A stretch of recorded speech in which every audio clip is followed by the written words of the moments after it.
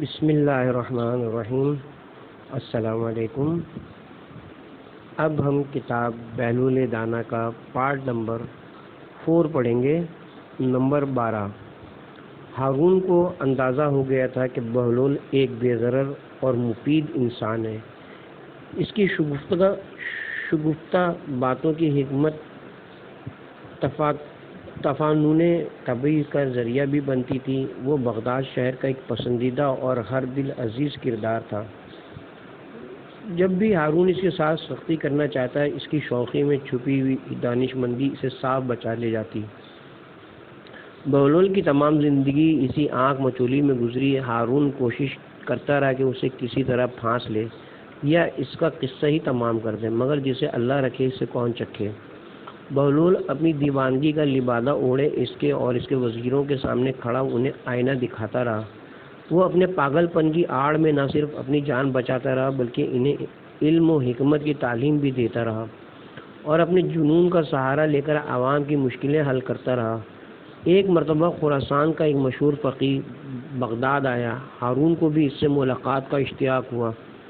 اس نے اسے دربار میں بلایا، گرم جوشی سے اس کا خیر مقدم کیا اور بڑی قدر و منزلت کے ساتھ اپنے پاس بیٹھایا۔ فقیہ اس عزت افزائی پر پھولے نہیں سما رہا تھا اور ہارون پر اپنے علم کی دھاگ بیٹھانے کی کوشش کر رہا تھا کہ اچانک بہلول کہیں سے پھرتا پھراتا دربار میں آ نکلا۔ اس نے سلام کیا۔ ہارون نے اسے بیٹھنے کے لیے کہا تو فقیہ نے اس کا معمولی لباس، بوسیدہ گدڑی اور دھول میں اٹی ہوئی جوتیاں دیکھی اور قدرے حیرت سے بولا، آپ بہت مہربان اور فراخ دل ہیں کہ معمولی لوگوں کو بھی اپنے دربار میں جگہ دیتے ہیں۔ بہلول اپنی جگہ سے اٹھا اور اپنا عصا کھٹکھٹاتا اس کے قریب پہنچا اور بولا، قبلہ گستاخی معاف، آپ اپنے ناقص علم پر کیوں اس قدر مغرور ہیں؟ آپ میری ظاہری حالت کا خیال نہ کیجیے اور میرے ساتھ علمی مباحثہ کرنے کے لیے تیار ہو جائیے تاکہ آپ کو پتہ چل جائے کہ آپ تو کچھ بھی نہیں جانتے۔ فقیہ نے ایک نگاہ غلط انداز اس پر ڈالی، میں نے سنا ہے کہ تو پاگل ہے اور میں پاگلوں سے مباحثہ نہیں کیا کرتا۔ میں نے کب کہا کہ میں پاگل نہیں ہوں؟ میں تو اپنے پاگل پن کا خود اقرار کرتا ہوں، مگر آپ ہیں کہ آپ کو اپنی کم علمی کا کچھ پتہ ہی نہیں۔ بہلول نے مزے سے کہا۔ ہارون نے قہر آلود نگاہوں سے بہلول کی طرف دیکھا۔ بہلول، خاموش رہو، تمہیں معلوم نہیں کہ خراسان کے مشہور فقیہ ہیں، اسی لیے تو میں چاہتا ہوں کہ مجھ سے علمی مباحثہ کر لیں۔ بہلول نے اطمینان سے کہا۔ ہارون بھی علمی مباحثوں اور مناظروں کا شائق تھا۔ وہ اس فقیہ سے بولا، کیا مذائقہ ہے، تمہیں بہلول کی دعوت قبول کرنی چاہیے۔ تو پھر میری ایک شرط ہوگی۔ فقیہ بولا، اجازت ہے، تم جیسی چاہو شرط طے کر لو۔ ہارون نے اجازت دی۔ فقیہ بولا، میری شرط یہ کہ میں بہلول سے ایک معمہ پوچھوں گا، اگر اس نے درست جواب دیا تو اسے 1000 اشرفیہ دوں گا اور اگر یہ ناکام رہا تو مجھے 1000 اشرفیہ دینے کا پابند ہوگا۔ بہلول مسکرایا، ہم فقیروں کے پاس مال دنیا کہاں؟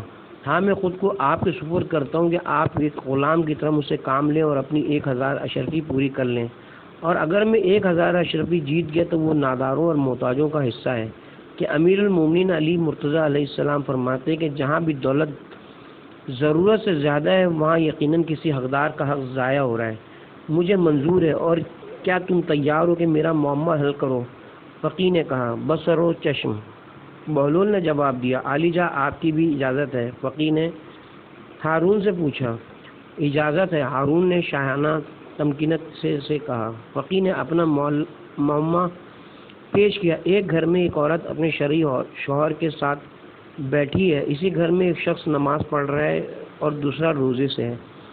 اچانک دروازے پر دستک ہوتی ہے اور ایک ایسا شخص اندر داخل ہوا جس کے آ جانے سے شوہر اور بیوی ایک دوسرے پر حرام ہو گئے۔ نماز پڑھنے والے کی نماز باطل ہو گئی اور روزے دار کا روزہ بھی باطل ہو گیا۔ کیا تم بتا سکتے ہو کہ باہر سے آنے والا شخص کون ہے؟ دربار میں سناٹا چھا گیا۔ لوگ ایک دوسرے کا منہ تکنے لگے۔ بہلول نے برجستہ کہا، گھر میں داخل ہونے والا شخص اس عورت کا پہلا شوہر ہے جو سفر پر گیا ہوا تھا، جس کے بارے میں یہ خبر ملی تھی کہ دوران سفر انتقال کر گیا ہے۔ اس عورت نے حاکم شرع کی اجازت سے اس مرد سے عقد کر لیا تھا جو اس کے برابر بیٹھا ہوا تھا۔ انہوں نے 2 اشخاص کو اجرت دی تھی کہ وہ مرحوم شوہر کی قضا نمازیں ادا کریں اور روزے رکھیں۔ اسی اثنا میں پہلا شوہر سفر سے واپس آ گیا، کیونکہ اس کی موت کی خبر غلط تھی، چنانچہ اس کے آتے ہی دوسرا شوہر اس عورت پر حرام ہو گیا۔ ان دونوں اشخاص کی نماز اور روزہ باطل ہو گئے، جو شوہر کو مردہ سمجھ کر اس کے لیے پڑھی اور رکھی جا رہے تھے۔ مرحبا مرحبا، بہت خوب بہلول، بعض اوقات تو تمہاری دیوانگی فرزانوں کو بھی مات دیتی ہے۔ ہارون نے ستائش کی۔ باقی وزیر اور امیر بھی داد تحسین دینے لگے۔ شور کچھ کم ہوا تو بہلول کہنے لگا، کیا عالی جا کی اجازت ہے کہ میں بھی حضرت فقیہ سے ایک سوال کروں؟ اجازت ہے، ہارون نے کہا۔ کیا آپ تیار ہیں؟ بہلول نے جواب پوچھا۔ ضرور پوچھو، فقیہ نے نخوت سے کہا۔ فرض کریں کہ ہمارے پاس ایک مٹکا شیرہ اور ایک مٹکا سرکہ موجود ہے، ہم اس سے سکنجبین تیار کرنے کے لیے ایک پیالہ سرکہ اور ایک پیالہ شیرہ مٹکوں میں سے نکالتے ہیں اور دونوں کو کسی برتن میں ملا دیتے ہیں۔ اس وقت پتہ چلتا ہے کہ اس میں تو ایک چوہا مرا پڑا ہے۔ کیا آپ بتا سکتے ہیں کہ وہ مرا ہوا چوہا سرکے کے مٹکے میں تھا یا شیرے کے مٹکے میں؟ ہارون محظوظ ہوا۔ اہل دربار بھی مسکرائے۔ سب کی نگاہیں فقیہ پر لگی ہوئی تھی کہ وہ اس معاملے کو کس طرح حل کرتا ہے۔ وہ گہری سوچ میں مستغرق ہو گیا اور بہت دیر تک ایک لفظ بھی نہ بول سکا۔ ہارون اتنا انتظار نہ کر سکا اور بولا، بہلول نے تمہارا معاملہ حل کرنے میں ایک لمحہ بھی نہیں لگایا، تمہیں بھی اس کے سوال کا جواب اسی طرح دینا چاہیے۔ فقیہ نادم سا ہو گیا، اس کی نگاہیں جھک گئیں، اسے اپنی کم علمی کا اعتراف کرنا ہی پڑا۔ عالی جان، میں یہ معاملہ حل نہیں کر سکتا۔ اس کی پیشانی عرق آلود ہو گئی۔ ہارون نے بہلول کی طرف دیکھا۔ بہلول، بہتر ہے کہ تم خود اس معاملے کو حل کر دو۔ بہلول مسکرائے، کیا حضرت فقیہ اب بھی اپنی ناسمجھی کے قائل ہوئے ہیں یا نہیں؟ فقیہ بولا، بہلول، تم نے مجھے احساس دلا دیا کہ علم کی کوئی حد نہیں۔ کسی کی ظاہری حالت کو دیکھ کر اسے کمتر خیال نہیں کرنا چاہیے۔ تو سنیے جناب کہ ہمیں چاہیے کہ اس چوہے کو سکنجین سے نکال کر اچھی طرح دھو لیں، پھر اس کا پیٹ چاک کریں۔ اگر اس کے پیٹ میں سرکہ ہوا تو سمجھیں کہ وہ سرکے کے مٹکے میں تھا، اگر شیرہ ہوا تو پھر اس نے شیرے میں ڈبکی لگا کر جان دی، لہذا جو کچھ بھی اس کے پیٹ میں ہوا اس شے کے مٹکے کو ضائع کر دینا چاہیے۔ اہل دربار اش کر اٹھے۔ ہارون بہت محظوظ ہوا، اس نے بہلول کو آفرین کہی۔ فقیہ نے سر جھکایا اور 1000 اشرفی اس کے سامنے ڈھیر کر دیں۔ بہلول نے تمام اشرفیاں سمیٹ کر اپنی جھولی میں ڈالی اور محل سے باہر نکلتے ہی انہیں ضرورت مندوں میں بانٹنے لگا۔ جب وہ اپنے بسیرے پر پہنچا تو اس کی جھولی خالی تھی۔ چند دن نہیں گزرے تھے کہ ہارون نے بہلول کو طلب کیا۔ وہ اس کے محل میں پہنچا تو دیکھا کہ وہ شراب کے نشے میں مخمور دجلہ کے کنارے اپنے شاندار محل کے جھروکے میں بیٹھا شور مچاتی لہروں کا تماشا دیکھنے میں مہو ہے۔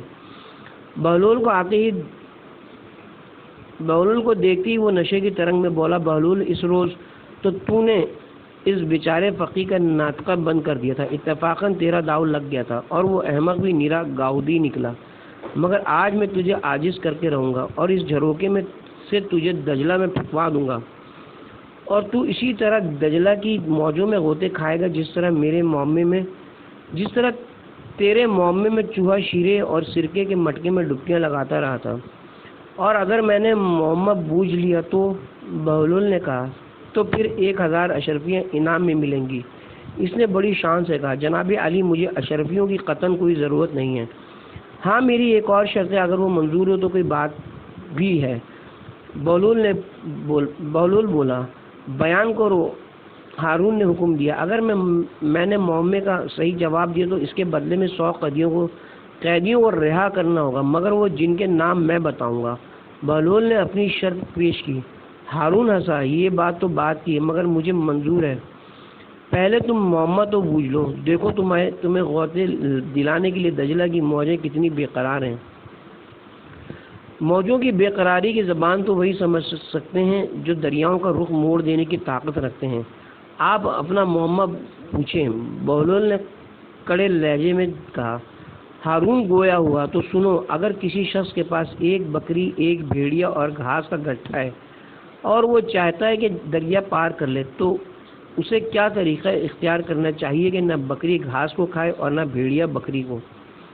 بہلول نے ایک لمحہ نہیں سوچا اور برجستہ کا اس شخص کو چاہیے کہ بھیڑیے اور گھاس کو کنارے پہ چھوڑے اور بکری کو دریا کے پار لے جائے، پھر وہ واپس آ کر گھاس لے جائے اور گھاس کو تو اس کنارے پر چھوڑ دے لیکن بکری کو واپس لے آئے۔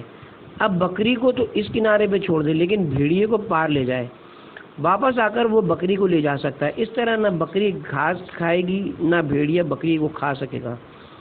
ہارون حیران ہوا، بہت خوب بہلول، آج تو ستارے تمہارے حق میں تھے۔ ستارے ناحق کچھ بھی نہیں کرتے کیونکہ وہ تو حق کو پہچانتے ہیں۔ اب عالی جا بھی میرے حق کو پہچانے اور اپنا وعدہ پورا کریں۔ بہلول نے جرأت سے کہا، درست، مجھے اپنا وعدہ یاد ہے، تم منشی کو ان قیدیوں کے نام لکھوا دو، وہ داروغہ زندان کو دے دے گا تاکہ ان قیدیوں کو رہا کر دے۔ ہارون نے فراخ دلی سے کہا۔ بہلول نے ان اشخاص کے نام لکھوا دیے اور چلا آیا۔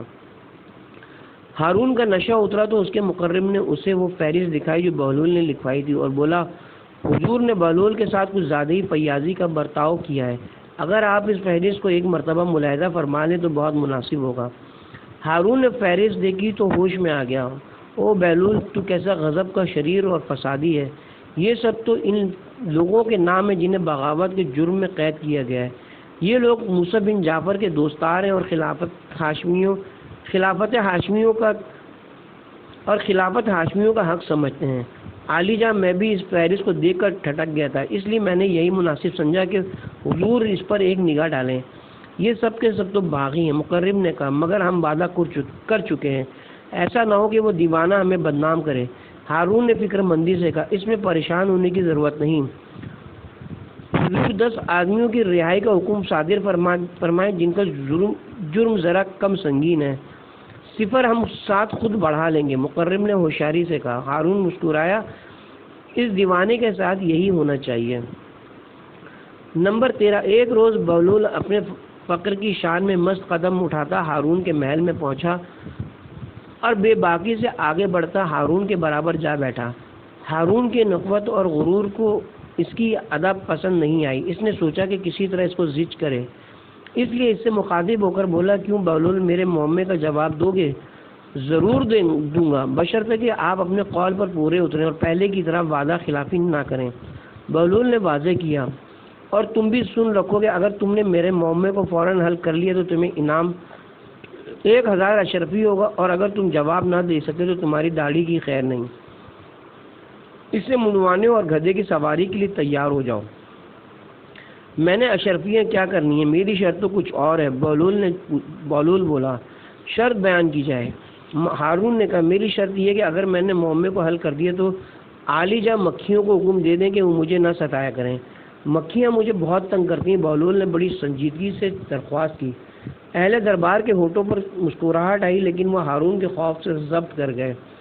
ہارون بغلیں جھانکنے لگا اور اسے کہنا پڑا، کسی وقت تو تمہاری عقل بالکل ہی خبت ہو جاتی ہے، مکھیاں تو میرے مطیع نہیں ہیں جو ان پر حکم چلاؤں۔ افسوس کہ ہمارا بادشاہ مکھیوں کے مقابلے میں بھی عاجز ہے، تو اس کے اقتدار کا کیا فائدہ؟ بہلول نے مزاحیہ لہجے میں کہا۔ درباریوں کی آنکھوں سے حیرت اور ہنسی جھانکنے لگی، وہ نظروں میں بہلول کی اس جرت کی داد دینے لگے اور ہارون بھی شرمندہ سا ہو گیا اور اس کے جواب میں کچھ بھی نہیں کہہ سکا۔ تو بہلول نے اس کی خفت مٹانے کو کہا، اچھا اب میں کوئی شرط نہیں رکھتا اور تمہارے معمے کا جواب دیتا ہوں۔ ہارون نے پوچھا، وہ کون سا درخت ہے جس کی عمر 1 سال ہے؟ اس میں 12 شاخیں، ہر شاخ پر 30 پتے لگے ہیں اور ان پتوں کا ایک رخ روشن اور دوسرا تاریک۔ بہلول نے حسب عادت فوراً جواب دیا، یہ درخت مہینہ دن اور رات کا ہے، اس لیے کہ سال میں 12 مہینے ہوتے ہیں، ہر مہینے میں 30 دن ہوتے ہیں جو آدھے دن ہیں اور آدھے رات ہیں۔ ہارون کو بے ساختہ داد دینی پڑی، اہل دربار بھی اس کی تعریف کرنے لگے۔ نمبر 14۔ بہلول سر راہ کھڑا تھا، دیکھا کہ ہارون کی سواری آ رہی ہے۔ اس نے منہ کے گرد دونوں ہاتھ رکھے اور زور سے پکارا، ہارون ہارون ہارون۔ ہارون اس آواز پر چونکا، اسے غصہ بھی آیا۔ اس نے اپنے خدام سے پوچھا، یہ کون گستاخ ہے جو مجھے اس طرح پکار رہا ہے؟ حضور، یہ دیوانہ بہلول ہے، معلوم ہوتا ہے کہ آج اس کا دماغ بالکل ہی کام نہیں کر رہا۔ کسی غلام نے بہلول کو بادشاہ کے عذاب سے بچانے کی کوشش کی۔ ہارون نے سواری ٹھہرانے کو کہا اور بولا بلاؤ اس کو۔ بہلول قریب آیا تو غصے سے بولا تو جانتا ہے کہ میں کون ہوں؟ بالکل جانتا ہوں، بہلول نے سر ہلایا۔ آپ ایسے انسان ہیں کہ اگر مشرق میں کسی کمزور پر ظلم ہوا تو باسپورس آپ سے ہوگی۔ ہارون لرز گیا، اس کی آنکھوں کے گوشے نم ہو گئے، اس کا غصہ فرو ہو گیا اور وہ نرمی سے بولا بہلول تو نے ایسی بات کہی جو میرے دل پر جا لگی ہے، تیری کوئی حاجت ہو تو بیان کر۔ میری حاجت یہ کہ آپ میرے گناہ معاف کر کے مجھے جنت میں داخل کرا دیں۔ بہلول نے کمال سنجیدگی سے کہا۔ گرد و پیش کھڑے لوگ مسکرانے لگے۔ ہارون نے اعتراف کیا، بہلول تم نے ایسی بات کہی ہے جو میرے بس میں نہیں۔ ہاں میں تمہارے قرضے چکا سکتا ہوں، نہیں آپ یہ بھی نہیں کر سکتے۔ بہلول نے زور دے کر کہا، کیوں؟ ایک قرضہ دوسرے قرضے سے ادا نہیں ہو سکتا۔ اگر آپ تو خود عوام کے قرض دار ہیں، آپ ان کا قرض واپس کریں، یہ مناسب نہیں کہ ان کا مال مجھے دے ڈالیں۔ بہلول کے انداز میں سچ تھا۔ ہارون مضطرب ہوا اور بات بدلنے کو بولا، تو پھر ٹھیک ہے، میں حکم دیتا ہوں کہ تمہیں کچھ جائیداد دے دی جائے تاکہ تمہاری گزر بسر سہولت سے ہو۔ بہلول ہنسا، سب کا رازق خدا ہے، ہم سب بندے اسی سے وظیفہ پاتے ہیں، ایسا تو ممکن نہیں کہ وہ بادشاہ کو تو فراغی سے رزق عطا کرے اور اس دیوانے کو بھول جائے۔ ہارون لاجواب سا ہو گیا اور بہلول سے بولا، میں امین اور مامون کے مکتب جا رہا ہوں، ذرا ان کے استاد سے ان کی تعلیم کی بابت معلوم کروں گا، آؤ تم بھی میرے ساتھ چلو۔ بہلول راضی ہو کر سواری مکتب پہنچی۔ استاد دوڑا ہوا آیا اور ہارون کو سلام کیا۔ زہ نصیب کے خلیفہ اس ناچیز کے مکتب میں تشریف لائے ہیں، ہم امین اور مامون کی تعلیم کے بارے میں معلوم کرنے آئے ہیں کہ دونوں کیسے طالب علم ہیں۔ ہارون نے کہا، جان کی امان پاؤں تو کچھ عرض کروں۔ استاد بولا، ہاں تمہیں امان ہے، ہمیں دونوں کی تعلیمی کیفیت صحیح بتاؤ۔ علی جا آپ کا بیٹا امین عورتوں کی سردار ملکہ زبیدہ جیسی قابل اور ذہین خاتون کا بیٹا ہے، لیکن کن ذہن ہے، مگر اس کے برعکس آپ کا بیٹا مامون بہت ذہین، دانشمند اور باوقار ہے۔ یہ تم نے عجیب بات کہی ہے، میں اسے تسلیم نہیں کر سکتا۔ ہارون نے حیرت سے کہا، میں اس کا ثبوت فراہم کر سکتا ہوں۔ استاد نے جواب دیا، یقیناً تمہیں شہزادوں کے بارے میں اتنی بڑی بات بلا ثبوت نہیں کہنی چاہیے۔ ہارون نے ناگواری سے کہا، میں نے یہ بات تجربے کے بعد کہی ہے۔ استاد بولا، اس وقت امین اور مامون تھوڑی تفریح کے لیے باہر گئے تھے، میں یہ کاغذ مامون کے بیٹھنے کی جگہ فرش کے نیچے رکھتا ہوں اور امین کے بیٹھنے کی جگہ کے نیچے یہ اینٹ رکھ رہا ہوں، جب وہ آ جائیں تو آپ ملاحظہ فرمائیے گا کہ میری رائے کس حد تک درست ہے۔ تھوڑی دیر میں امین اور مامون واپس آ گئے۔ ہارون کو دیکھ کر دونوں حیران ہوئے اور اسے اداب کیا۔ ہارون نے انہیں بیٹھنے کی اجازت دی تو دونوں اپنی اپنی جگہ جا بیٹھے۔ ہارون دونوں کا بغور مشاہدہ کر رہا تھا۔ مامون بیٹھتے ہی کچھ مضطرب سا ہوا، اس نے کچھ پریشان سا ہو کر چھت کی طرف دیکھا اور پھر دائیں بائیں دیکھا اور کئی بار پہلو بدلا اور بے چین سا نظر آنے لگا۔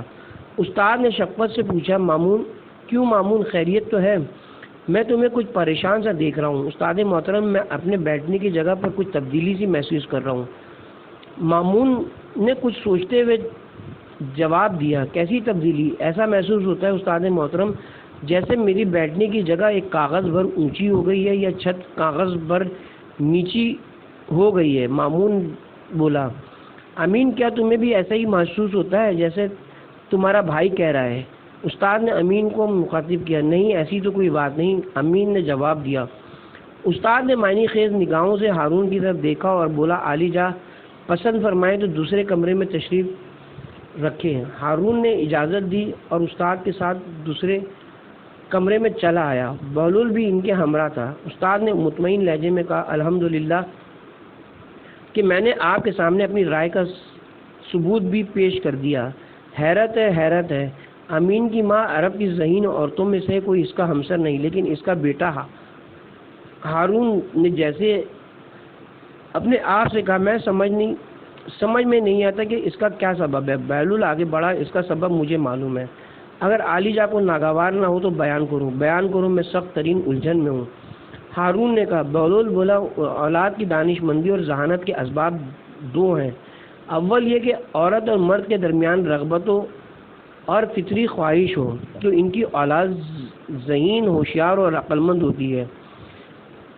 دوم یہ کہ مرد اور عورت مختلف خون اور نسل سے تعلق رکھتے ہیں تو ان کی اولاد میں عقل و دانش کی فراوانی ہوگی۔ کوئی دلیل دو، ہارون نے غور کرتے ہوئے کہا۔ اس کی مثال درختوں اور جانوروں میں نظر آتی ہے۔ مثلا اگر پھل کے درخت میں دوسرے پھلدار درخت کا پیوند لگایا جائے تو نہایت لذیذ اور عمدہ پھل پیدا ہوتا ہے۔ اسی طرح گدھے اور گھوڑے کے ملاپ سے خچر پیدا ہوتا ہے جس کی ہوشیاری، طاقت اور پھرتی کا جواب نہیں۔ اب عالی جا سمجھ سکتے ہیں کہ امین میں جو ذہانت کی کمی محسوس ہوتی ہے اس کا سبب اس کی والدہ اور آپ کی رشتہ داری ہے، جبکہ مامون کی ماں مختلف نسل اور قبیلے سے تعلق رکھتی ہے۔ خون کے لحاظ سے آپ میں اور اس میں جو فرق ہے وہ وہی سبب مامون کی ذہانت اور دانش مندی کا بھی ہے۔ ہارون اس کی بات پر غور کرتا رہا۔ استاد بھی قائل نظر آتا تھا لیکن منہ سے کچھ نہیں کہہ رہا تھا کہ مبادہ خلیفہ اسے گستاخی تصور کرے۔ ہارون نے بہلول کی طرف دیکھا اور حسب عادت اس کے کمال کو کمتر کرنے کے لیے بولا، ہو نہ تم دیوانے، پاگل بیچارہ ایسی باتوں کے علاوہ اور کر بھی کیا سکتا ہے۔ نمبر 15۔ ایک روز بہلول دربار میں آیا تو دیکھا علم نجوم پر گفتگو ہو رہی ہے اور ایک شخص علم نجوم کا ماہر ہونے کا دعویٰ کر رہا ہے۔ بہلول سلام کر کے خاموشی سے اس کے برابر جا بیٹھا اور اس کی باتیں سننے لگا۔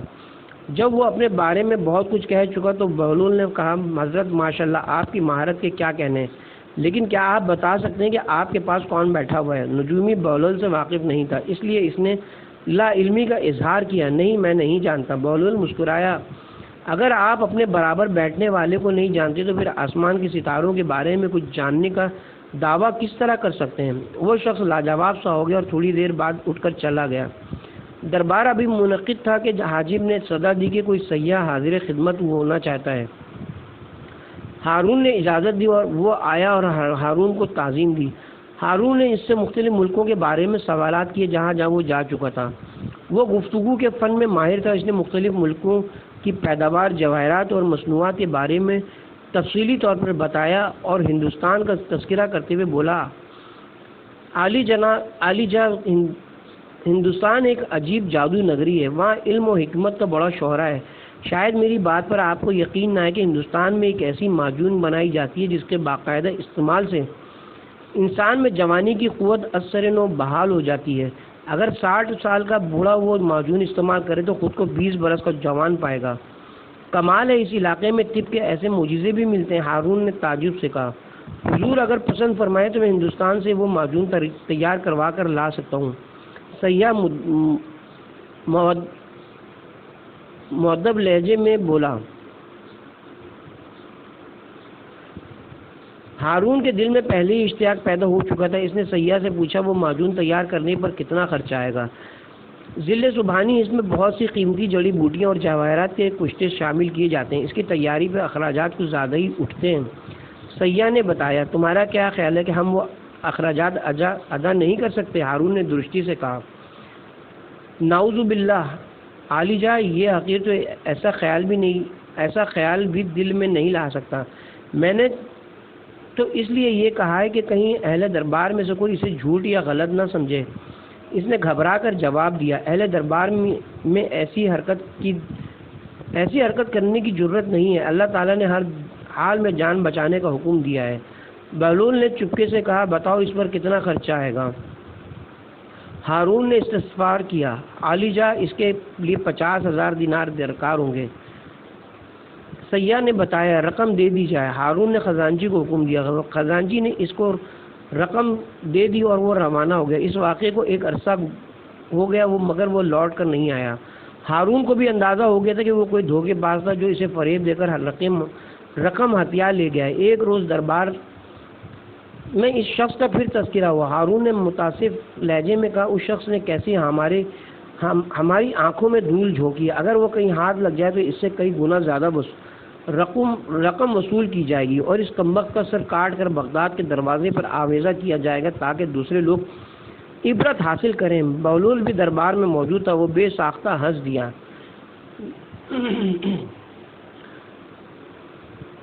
ہارون نے خشمگین نظروں سے بہلول کی طرف دیکھا۔ بہلول، اس بے موقع ہنسی کا سبب کیا ہے؟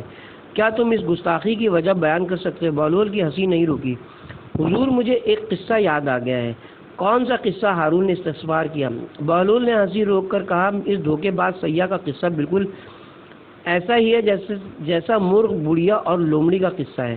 بیان کرو، ہارون نے تحکم سے کہا۔ بہلول بولا، قصہ کچھ یوں ہے کہ ایک جنگلی بلی نے ایک بڑھیا کا پالتو مرغ جھپٹ لیا۔ بڑھیا اس کے پیچھے دعائیں دیتی ہوئی دوڑی، ارے ارے پکڑو اس چھوٹی بلی کو، پکڑو، ظالم میرا 2 من کا مرغا لے کر بھاگی جا رہی ہے، ارے کوئی میری مدد کرو، اس بلی کو پکڑو، ہائے میرا نازوں کا پلا مرغ، ارے یہ پورے 2 من کا ہے۔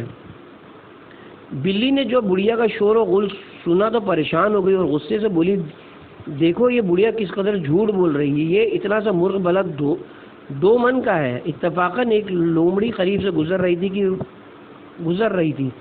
وہ بلی سے بولی، بہن تم کیوں پریشان ہوتی ہو، ذرا مرغے کو مجھے دو، میں ابھی تول کر بتاتی ہوں کہ 2 من کا ہے یا نہیں۔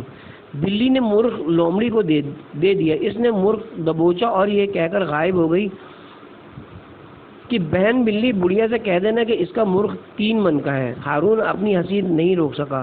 اہل دربار بھی مسکرانے لگے۔ ہارون بولا، بہلول تمہارے اس قصے نے ہماری افسردگی کو زائل کر دیا۔ نمبر 16۔ خلیفہ ہارون رشید اپنی ملکہ زبیدہ کے ہمراہ شطرنج کھیل رہا تھا۔ بہلول بھی قریب بیٹھا تھا۔ اسی وقت چوبدار نے آواز دی، ایک شکاری باریابی کی اجازت چاہتا ہے۔ اجازت ہے، ہارون نے اجازت دی۔ شکاری اندر آیا اور زمین چوم کر بولا، میں خلیفہ کے لیے ایک بہت عمدہ مچھلی لے کر آیا ہوں۔ ہارون نے زبیدہ سے کہا، یہ انعام کی آس میں میرے پاس یہ ہدیہ لایا ہے، اسے انعام میں 4000 درہم دے دیے جائیں تو کیا مناسب رہے گا؟ زبیدہ بولی، نہیں علی جا، شکاری کا یہ منصب نہیں کہ اسے اتنا زیادہ انعام دے دیا جائے، آپ فوجیوں اور معزز شہریوں کو بھی انعام و اکرام عطا کرتے ہیں، اگر آپ انہیں اس سے کم کر دیں گے تو وہ شکوہ کریں گے کہ ہم شکاری کے برابر بھی نہیں، اگر زیادہ دینے کی رسم پڑ گئی تو خزانہ خالی ہو جائے گا۔ یہ بات ہارون کے دل کو لگی اور وہ بولا، مگر اس کو کچھ تو دینا ہے، تو آپ اس طرح کریں گے، شکاری سے پوچھیں کہ یہ مچھلی نر ہے یا مادہ؟ اگر وہ کہے مادہ ہے تو کہیں ہمیں یہ پسند نہیں، اور اگر وہ کہے نر ہے تو بھی آپ کہہ دیے کہ یہ ہمیں نہیں چاہیے۔ اس طرح وہ مچھلی واپس لے جائے گا اور انعام بھی نہیں دینا پڑے گا۔ زبیدہ نے تجویز پیش کی۔ بہلول نے آہستگی سے کہا، شکاری اتنی دور سے بڑی آس لے کر آیا ہے، یہ مناسب نہیں کہ ملکہ کی باتوں میں آ کر آپ اسے نامراد لوٹائے دیں اور وہ رنجیدہ ہو جائے۔ ہارون نے بہلول کی بات پر توجہ نہ دی اور چوبدار سے بولا، شکاری کو ہماری خدمت میں پیش کرو۔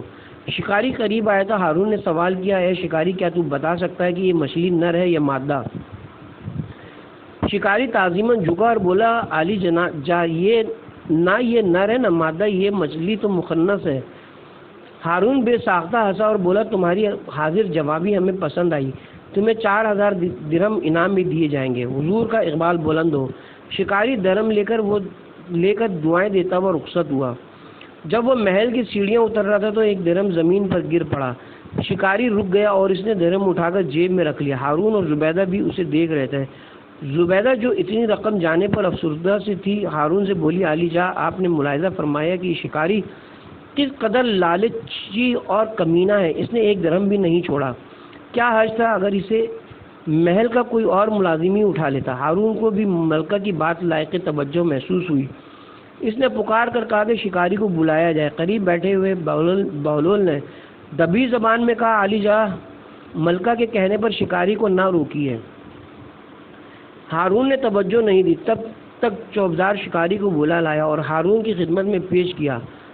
ہارون بولا، اے صیاد، ہمیں تیری یہ حرکت بہت ناگوار گزری کہ تیرے پاس 4000 درہم موجود ہیں، اگر ان میں سے ایک گر گیا تھا تو نے یہ بھی گوارا نہیں کیا کہ اسے چھوڑ دے، شاید وہ کسی غریب کو مل جائے اور وہ اس سے اپنا کام نکال لے۔ شکاری تعظیماً جھکا اور بولا، جان کی امان پاؤں تو کچھ عرض کروں۔ امان ہے، ہارون نے امان دی۔ شکاری مؤدب لہجے میں بولا، حضور، یہ ناچیز پست فطرت نہیں ہے، بلکہ نمک نمک کی قدر کرنا جانتا ہے. میں نے اس لیے وہ درم اٹھا لیا تھا کہ اس کے ایک طرف آیت قرآنی کندہ ہے اور دوسری جانب آپ کا اسم مبارک، آپ کا اسم گرامی. میں نہیں چاہتا تھا کہ یہ زمین پر پڑا رہے اور کسی کے پاؤں تلے آ جائے اور بے ادبی ہو. خلیفہ کو اس کی حاضر جوابی نے محظوظ کیا. اس نے خوش ہو کر حکم دیا شکاری کو 4000 درم اور دیے جائیں. شکاری رخصت ہو گیا تو بہلول نے کہا علی چارہ، کیا میں نے آپ کو نہیں روکا تھا کہ شکاری کو واپس نہ بلائیں؟ ہارون ہنسا. بہلول، آج تو میں نے تجھ سے بھی زیادہ دیوانگی کا مظاہرہ کیا ہے. تم نے مجھے دونوں بار روکا لیکن میں نے توجہ نہیں دی اور ملکہ کی بات پر کان دھرنے کا یہ نقصان ہوا کہ 4000 کے بجائے 8000 درہم خزانے سے گئے.